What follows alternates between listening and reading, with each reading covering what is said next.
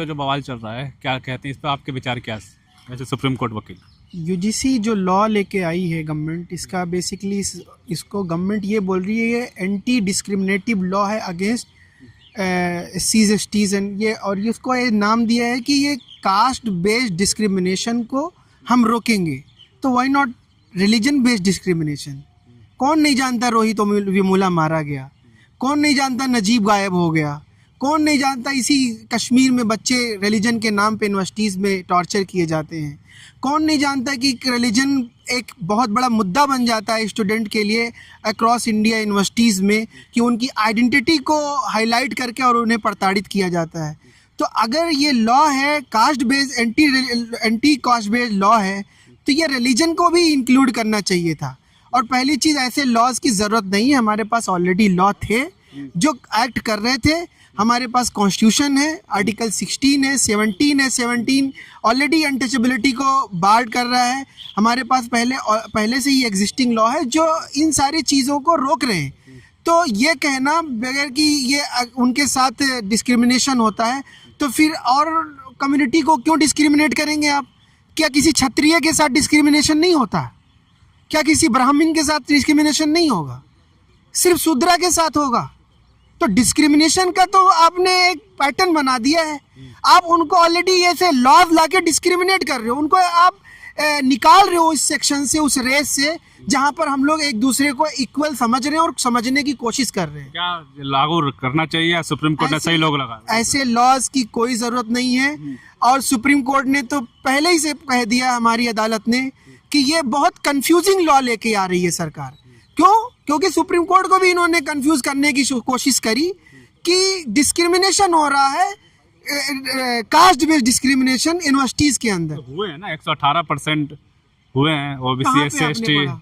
एक रिपोर्ट आई थी, उसमें सुप्रीम कोर्ट ने कहा था कि इसमें नियम बनाने चाहिए। सुप्रीम कोर्ट के थे आदेश के नियम बनाने चाहिए। उसके बाद सुप्रीम कोर्ट ने वो नियम बने तो उस पर रोक लगाए। सुप्रीम कोर्ट ने ये कभी नहीं कहा कि कास्ट बेस्ड डिस्क्रिमिनेटरी लॉ लेके ऐसा नियम बनाना चाहिए ताकि जो भेदभाव है वो रुके। वो उसमें महिलाएं भी हैं, विकलांग भी हैं, और एससी एसटी ओबीसी सभी कुछ। ऐसे लॉज ऑलरेडी हैं। गवर्नमेंट को ये डेटा इकट्ठा करना चाहिए कि यूनिवर्सिटी से किस तरह से डिस्क्रिमिनेशन आ रहे हैं, किस तरह का पैटर्न है किसी को टॉर्चर करने का, और वो pattern not only caste based है, रिलीजन बेस्ड भी है। तो अगर आप लॉ लेके आ रहे हैं anti discriminatory law, anti discriminatory law against caste based, तो ऐसे रिलीजन का भी होना चाहिए था। कहाँ नहीं है? आप सारी चीज़ें आपने और हमने दोनों ने विटनेस करी है। तो सरकार को चाहिए कि ऐसे लॉ की ज़रूरत नहीं है, जो ऑलरेडी हैं उनको इम्प्लीमेंट किया जाए। हमारे पास एंटी रैगिंग लॉज भी हैं और anti discriminatory law caste based भी है। ये सारे लॉज को प्रॉपरली इम्प्लीमेंट किया जाए, और उसका जब प्रॉपर इम्प्लीमेंटेशन होगा तो मैं समझता हूँ कि ऐसे लॉज का अननेसेसरली कोई इस्तेमाल नहीं है।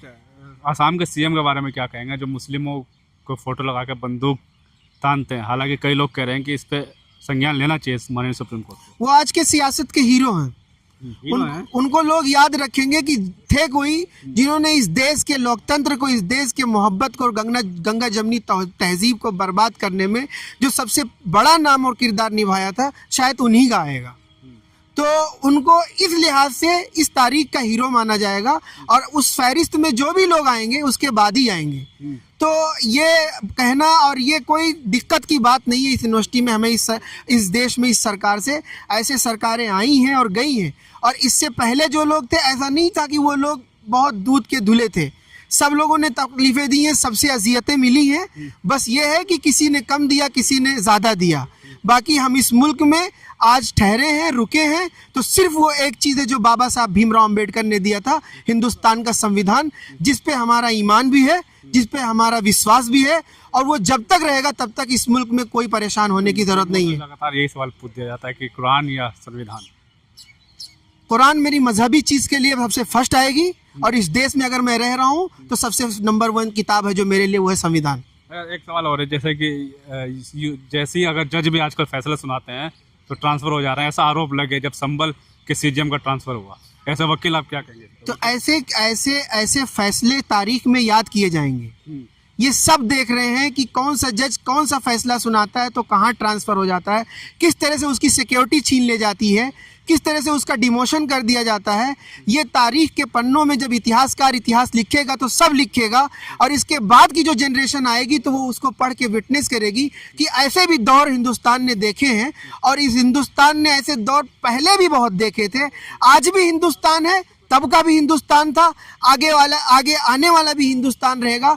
जब तक एक किताब संविधान है, हिंदुस्तान की गंगा जमनी तहजीब और इसके लोकतंत्र और इसके फैब्रिक को और इसके इतिहास को, इसके रूल को, इसके रूल ऑफ लॉ को, इसके प्लुरलिज्म को कोई ख़त्म नहीं कर सकता। सरकारें आई हैं, आती रहेंगी और जाती रहेंगी। बिल्कुल। लास्ट में जो हाई कोर्ट बुलडोजर को भी लेकर इलाहाबाद हाई कोर्ट का फैसला है, उस पर क्या कहेंगे? देखिए, इलाहाबाद हाई कोर्ट ने बहुत स्पष्ट तरीके से कहा कि ये जो उत्तर प्रदेश की सरकार सुप्रीम कोर्ट का जो गाइडलाइंस है बुलडोज़र को लेकर के, जो नवंबर 2024 में जारी की गई थी, बहुत ही लॉन्ग हियरिंग्स के बाद, कि ऐसे डेमोलिशन जो हो रहे हैं, प्यूनिटिव डेमोलिशन जो हो रहे हैं, किसी को सज़ा के तौर पे डिमोलिश कर दिया जा रहा है किसी का घर, या रेट्रिब्यूटिव हो रहे हैं, बदले की भावना से हो रहे हैं, उस पर रोक लगाई और एक स्लीव ऑफ डायरेक्शंस इशू किए सुप्रीम कोर्ट ने। लेकिन जैसा कि हमने देखा अभी हाल फिलहाल में कि मस्जिद, मदरसे, दरगाहें और खानकाहों को क्षतिग्रस्त कर दिया गया, और टारगेटेड एक समुदाय विशेष के खिलाफ जो है बुलडोज़र की कार्रवाई की गई,